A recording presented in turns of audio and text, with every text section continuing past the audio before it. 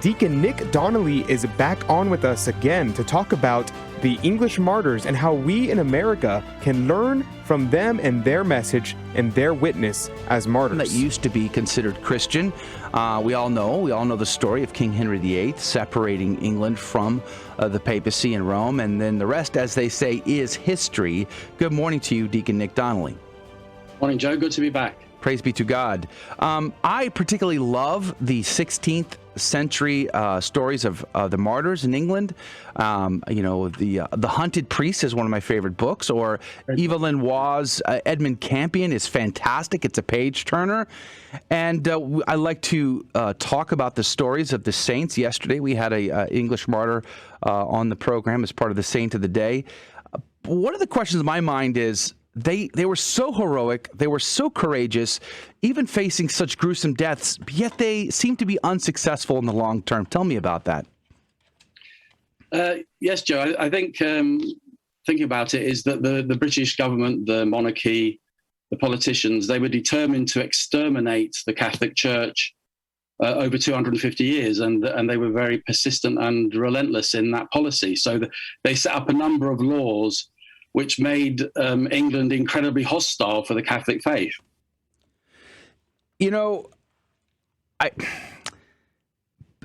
What kills me, though, is the seed of the blood of the martyrs, the seed of the church.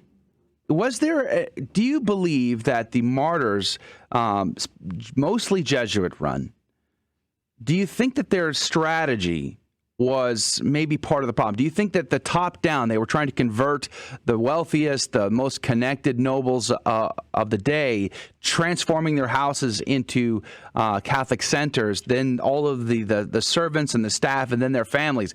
That seemed to have a great success, but do you think it fostered sort of a confidence that they probably got them in more trouble than they needed to be in? I think it was the only option they had at the time. It was punishable by death to shelter a Catholic priest. So the missionary priests from the seminaries in Europe, from Douai and Reims, they had to go to mostly remote manor houses. There just wasn't a place for them to hide, to be protected in the main city like London. Basically, that was the hand that they were dealt. So they moved to Cumbria and Lancashire and Yorkshire, which was remote from the centre of power in London. I've been reading recently the Tradivox series that we interviewed months ago, back whenever the show was first starting. And in this series, it's a collection of old catechisms that have been published in English. So a lot of them are from the English bishops that were being persecuted by the Anglican Church. And I've recently been reading them, and they are amazing. And I just was overwhelmed with a sense of awe of the way that they kept the faith and they hid the faith for so long. It reminds me a lot of the Catholic Church in Japan. Except in England, you had a veneer of the faith there. How does that relate to what we see today, and how are people receiving the faith in England and in the UK? I think before the Second Vatican Council, every Catholic in this country knew they owed everything to the martyrs and their handing on the faith.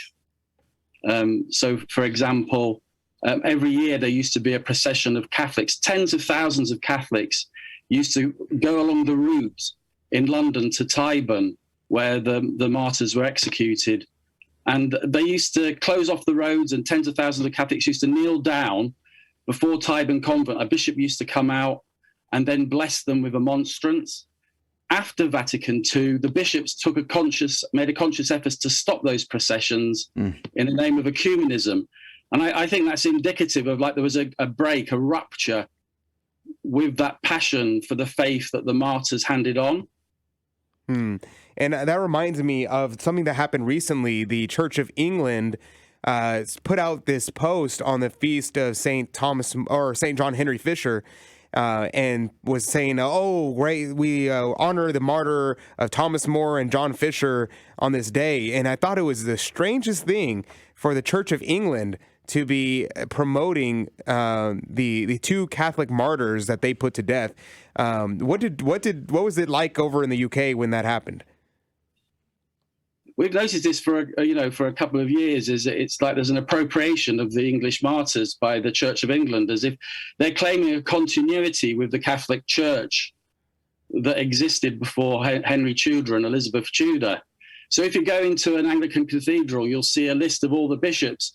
And like in Canterbury, it goes all the way to, from St. Augustine of Canterbury up to the current Archbishop, as if there was no break in the middle. So this is something that we've noticed for years now. Yeah, that's very strange. And everybody knows about Thomas More and John Fisher. What are some of the other English martyrs that we can learn from, especially in times like we live in a post-Christian society where there's a veneer of Christianity all over the world, yet in reality we're not having the faith. I'm inspired by St. John Horton. He was the prior of Charterhouse, the London Charterhouse, and he and two other priors were the first English martyrs. They were executed in 1535. And Thomas More, looking out from the window of his cell in the Tower of London, he saw them being dragged on hurdles to their place of execution, and he said they were like bridegrooms going for their wedding. Wow. And it's their sense of joy facing martyrdom. Remember, martyrdom is witnessing to the faith. Their sense of joy in witnessing to the faith. And the other saint who she was later on during the Elizabethan period, it's St. Anne Line. She was arrested for sheltering a priest, and she was one of the few women that was executed. When she was standing on the scaffold at Tyburn, she defied the crowd and said, with all her soul, she wished she'd sheltered 1,000 priests. Wow. So joy and defiance is the message I get from the martyrs. We're talking with Deacon Nick Donnelly from England. You can find him on Twitter, Protect the Faith. Deacon Nick, we have about, 5 minutes or so left with you. Do you think it's possible for England to return to a Christian identity, or is it so far gone? Number one. Number two, what about the Catholic movement in England? Is it growing? Is it the personal ordinariate of the Anglicans coming into the Catholic faith, or is it the traditional Catholic faith that's helping this? What say you, Deacon Nick Donnelly? I'd say that we really are the English country has really gone down the path of agnosticism and atheism to the point where it seems like we need a miracle to restore the faith. But I always remember this passage of scripture that Pope John Paul recommended to all the people of England and to all Europeans, which was from Revelation 3:2, where he said, wake up and strengthen that which is on the point of death. So I think we have to have that passion. And yes, I've been to Mass with the Ordinariate. I think they're a great gift that Pope Benedict XVI gave the Church. They're a great source of hope. I've got friends in the Ordinariate. They're so passionate about the faith and handing on the fullness of the faith. And the traditional Latin Mass, that community is growing all the time.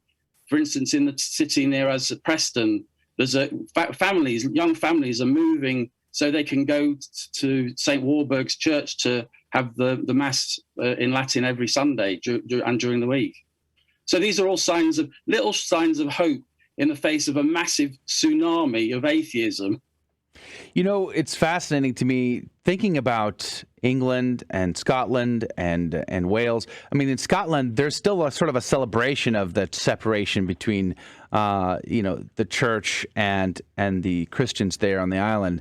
And yet Scotland's been known to be more agnostic and atheist, even I think before London. They seem to have lost their way. And even in Ireland today, look at Ireland. Underground masses are being said.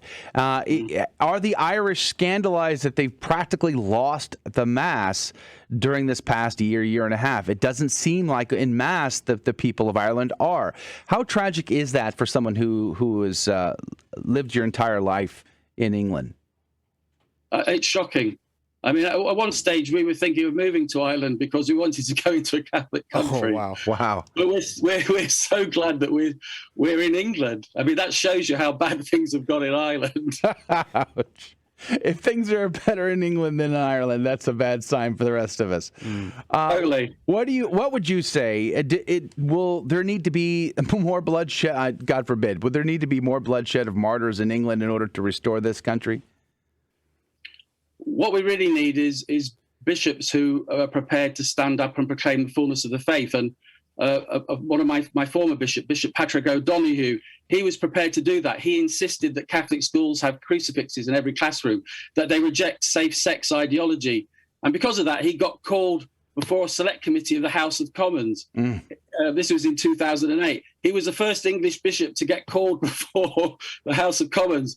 And all he did was say, let's have crucifixes in every classroom. Let's teach the fullness of the Catholic faith. Let's not have speakers in our schools who go against the Catholic teaching. Wow. We have about a minute and a half left. And Deacon, I just wanted to ask you to leave us with some advice from across the pond, because, what happens in England is usually what's going to happen in the U.S. just a few years later.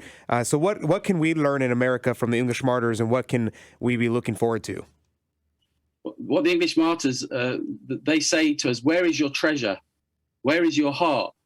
Our hearts have to be in heaven. We can't have a divided heart between the world and heaven. And also they teach us that the greatest enemy are apostate Catholics who pretend that they're Catholic, but actually in their hearts, they're just totally worldly and they've rejected the faith and Christ, because they undermine the whole church. They have to be challenged. Wow. Deacon Nick Donnelly from Protect the Faith on Twitter. We're very grateful for your time today. And the Church of the Martyrs in England have always been a heroic inspiration for me personally. I know for so many others. And I pray someday that, the country of my ancestors, both sides of my family come from Scotland and England. I pray someday that they will return to the faith. But God bless you, Deacon Nick Donnelly. Thank you for your time today. Thanks for your prayers. All right, we are praying for all those today that are suffering persecution and martyrdom especially, but for the conversion of so many sinners and lost souls. If you like that interview, then make sure to check out some of our other interviews. And don't forget to like and subscribe and share this interview with someone that you think will find this informative and inspiring. God love you.